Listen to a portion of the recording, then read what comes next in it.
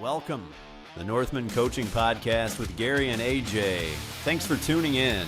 Building a better you, shoulder to shoulder, brick by brick. Let's go.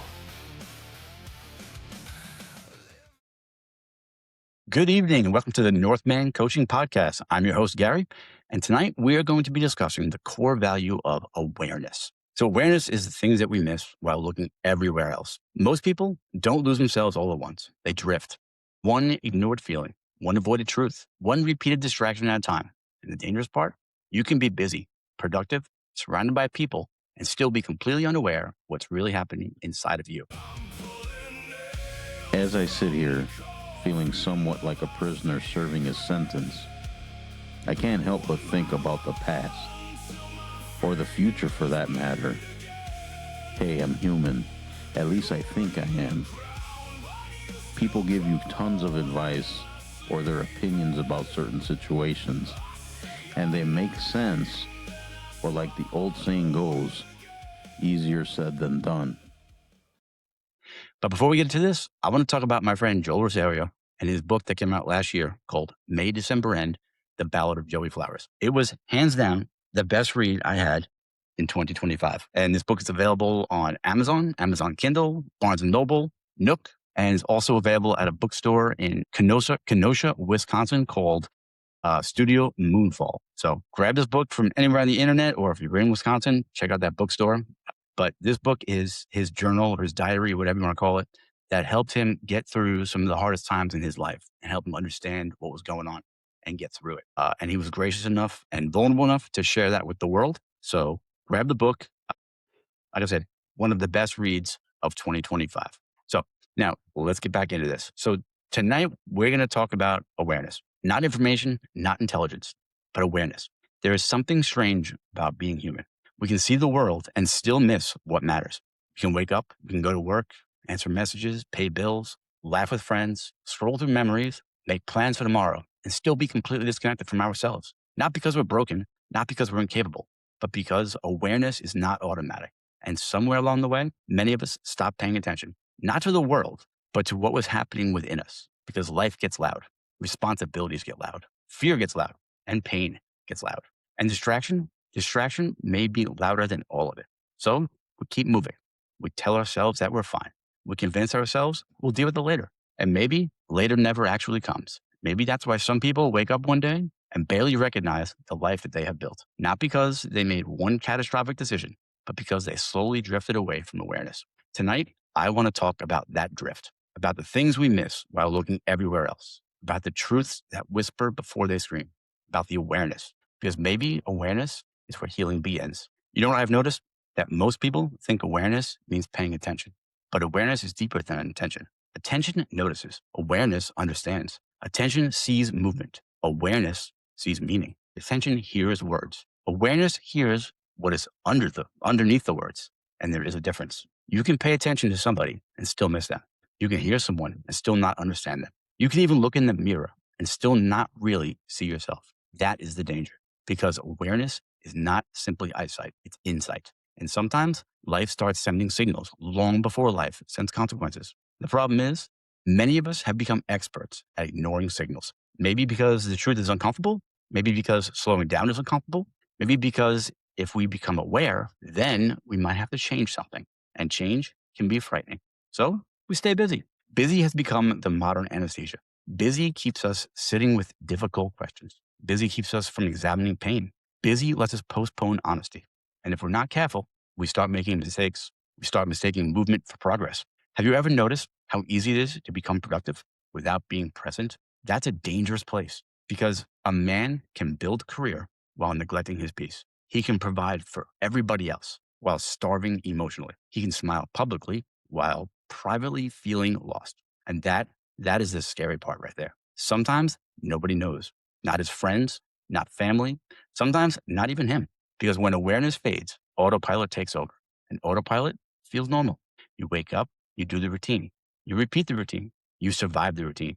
Maybe years go by before you ask yourself a question that should have been asked a long time ago. How did I get here? The truth, most people do not get lost overnight. They drift.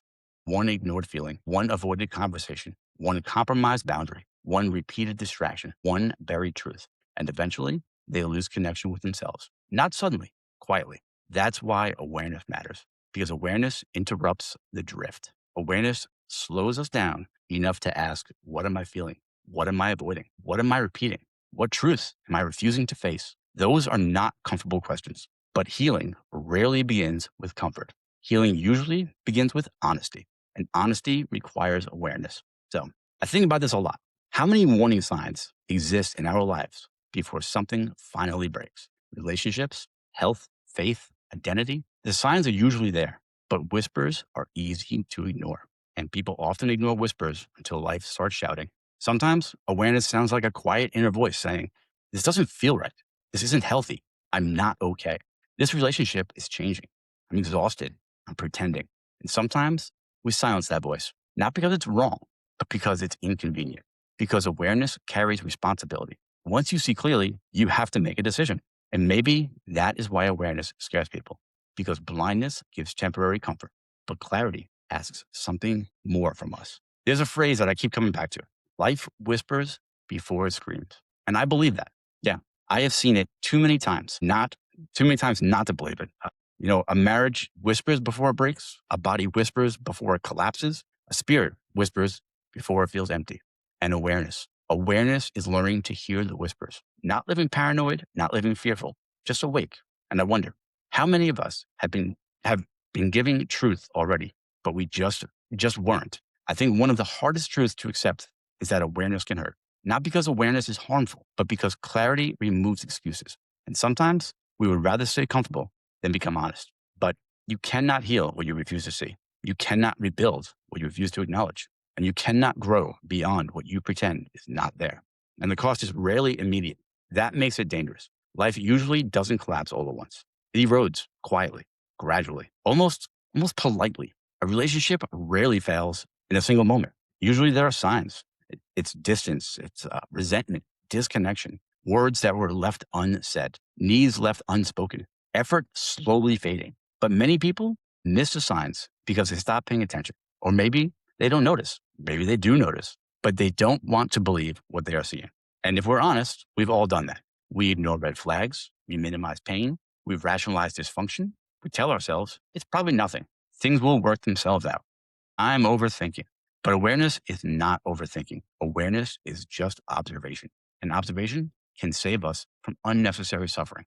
The same thing happens with ourselves. How many people are exhausted, but call it being busy? How many people are lonely, but call it independence? How many people are hurting, but call it strength? We become skilled at rebranding pain. And eventually, we stop asking deeper questions.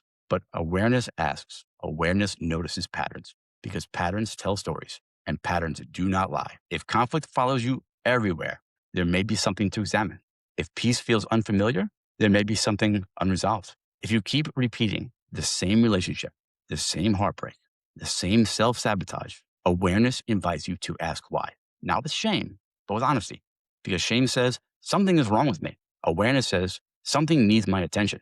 This is a very different conversation. And I want to speak to the men listening for a moment. Because awareness and masculinity do not oppose each other. In fact, real masculine leadership depends on awareness. A strong man is not simply physically capable. He's awake. He notices, he observes, he learns, pays attention, not because he's controlling, but because he is present. I think sometimes men are taught the wrong lessons. They're taught to be tough, but not reflective, not decisive, or decisive, but not emotionally aware. Either way, maybe it's strong, but disconnected. And that creates problems because emotional blindness does not make a man stronger. It usually makes him more reactive. And reaction is different than a response. Reaction is automatic. Response is aware. Reaction is driven by impulse. Response is guided by understanding. And leadership lives in response. A man who lacks awareness reacts to everything: criticism, stress, fear, conflict. His emotions drive the vehicle. But a grounded man, he pauses. He leads the room. He notices energy. He pays attention to timing. He listens before speaking, not because he is weak, but because he understands something powerful. Presence creates influence. I have learned this the hard way. Sometimes the strongest thing a man can do is pause long enough to understand what is actually happening. Not what his fear says, not what his pride says, and not what his anger says, but what reality says. Because ego clouds awareness and pride can make us blind. We defend ourselves too quickly. We assume too quickly. We judge too quickly. And when ego is driving, awareness usually leaves the room. That's why humility matters. Humility is not weakness. Humility is openness. It says, I may not see everything clearly yet, but that mindset changes lives because awareness grows where humility lives. I once heard something that stayed with me. A man does not lead because he controls the room. He leads because he sees the room. I believe that. And I truly, truly believe that. The father who notices his child withdrawing, the husband who senses emotional distance, the friend who recognizes pain hiding behind humor, the leader who sees moral shifting. The awareness matters because leadership is not domination. Leadership is stewardship.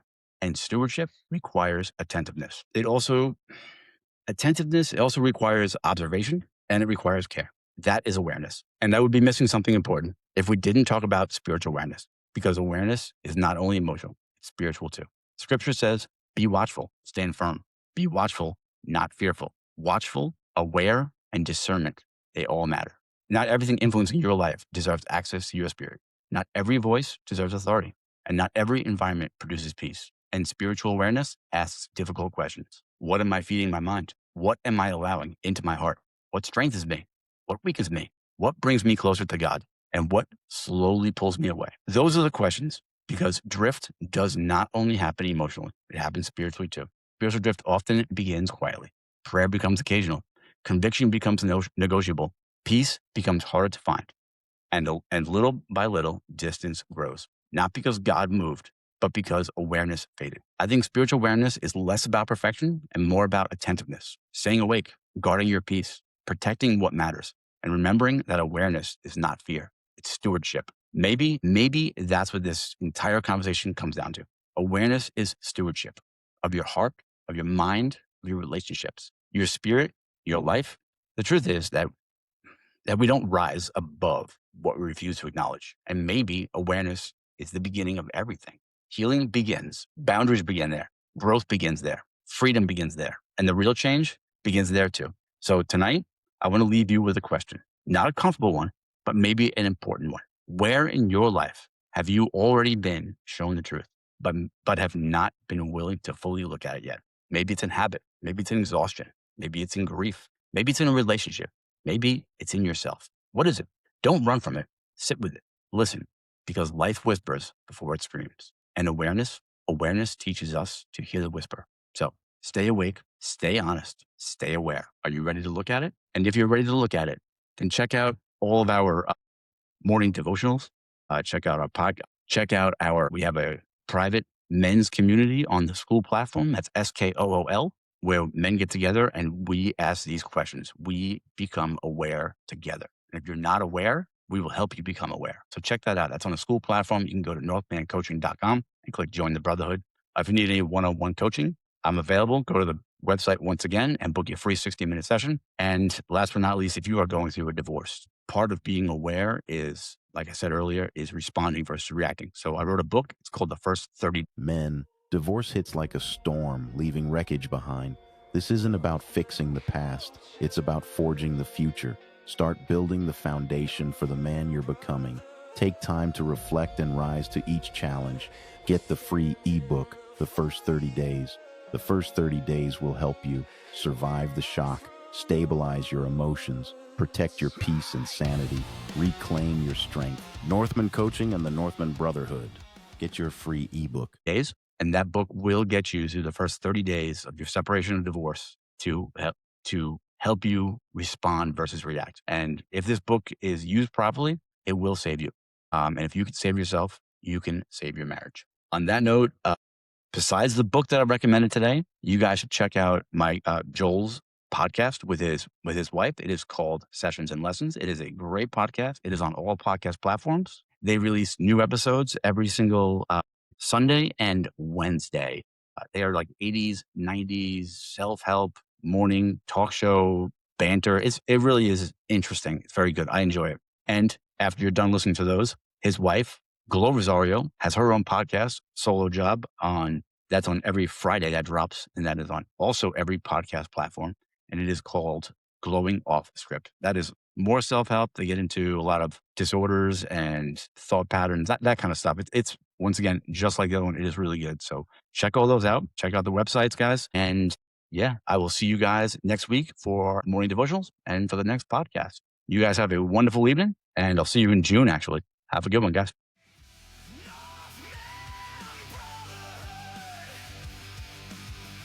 "7 days, no obligation, just 7 days for an opportunity to make yourself a better man. Divorce, hardships, we all have or are going through it. You are not alone. Join the Brotherhood, Northman Coaching on School. Stop by today and begin the journey. Shoulder to shoulder, brick by brick. Nothing to lose, everything to gain. You are worth it. Join today.